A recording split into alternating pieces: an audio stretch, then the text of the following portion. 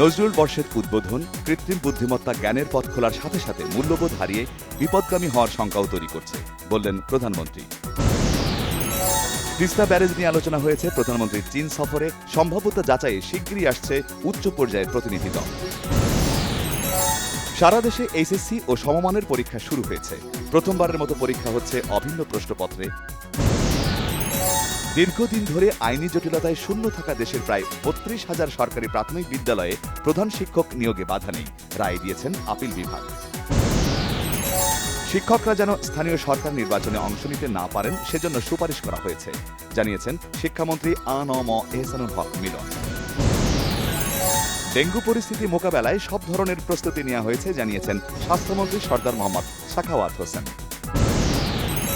২৪ ঘণ্টায় হাম ও উপসর্গে ৫ শিশুর মৃত্যু হয়েছে। হাসপাতালে ভর্তি হয়েছে ১,১১৯ জন, জানিয়েছে স্বাস্থ্য অধিদপ্তর।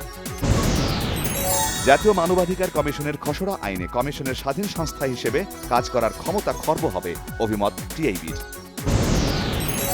বাজেটকে জীবন বান্ধব আখ্যা দিয়ে সরকার ও বিরোধী দল ঐক্যবদ্ধভাবে তা বাস্তবায়ন করবে, জানিয়েছেন সরকার দলীয় চিফ হুইপ নুরুল ইসলাম মনি। বিশেষ চাহিদা সম্পন্ন ও প্রতিবন্ধী নাগরিকদের সেবা ও পুনর্বাসনে খোলা হবে আলাদা ফাইল। সমন্বিতভাবে কাজ করবে মন্ত্রণালয়গুলো, জানিয়েছেন স্বাস্থ্য প্রতিমন্ত্রী doctor M A Muhith. ১২ KG LPG cylinder গ্যাসের দাম কমল ৩৫৭ টাকা। এই হিসাবে ১২ কেজি সিলিন্ডারের দাম পড়বে ১,৫২৮ টাকা।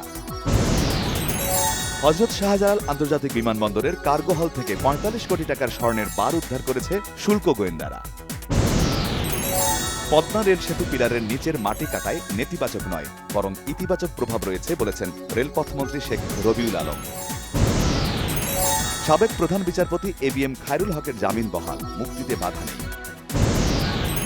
কাতারে শেষ হয়েছে ইরান যুক্তরাষ্ট্র কারিগরি পর্যায়ের বৈঠক। আলোচনার অগ্রগতিকে সাধুবাদ জানিয়েছেন মার্কিন প্রেসিডেন্ট ট্রাম্প। ভেনেজুয়েলায় ভূমিকম্পে নিহতের সংখ্যা পৌঁছেছে ২,২৯৫ জনে, আহত ছাড়িয়েছে ১,২৬৭ জনে। সেনেগালের বিপক্ষে অবিশ্বাস্য জয়ে বিশ্বকাপের শেষ ১৬তে বেলজিয়াম। প্রতিপক্ষ যুক্তরাষ্ট্র ১০ জন নিয়ে হারিয়েছে বসনিয়া। বিশ্বকাপের শেষ ১৬তে রাত ১টায় স্পেনের সাথে লড়বে অস্ট্রিয়া, ভোর ৫টায় পর্তুগালের মুখোমুখি হবে ক্রোয়েশিয়া। ফুটবল বিশ্বকাপ ঘিরে পাড়া মহল্লা জুড়ে উন্মাদনা। বাড়াবাড়ি ও নানা ঘটনা নিয়ে নির্মিত হয়েছে আমাদের বিশ্বকাপ নামে একটি নাটক। জাগো এন্টারটেইনের ইউটিউব চ্যানেলে দেখা যাচ্ছে নাটকটি। স্পাইডারম্যান বার্ন নিউডের একটি বিজ্ঞাপনে টম হল্যান্ডের স্পাইডারম্যানের সাথে দেখা গেছে ফুটবল মহাতারকা লিওনেল মেসিকে।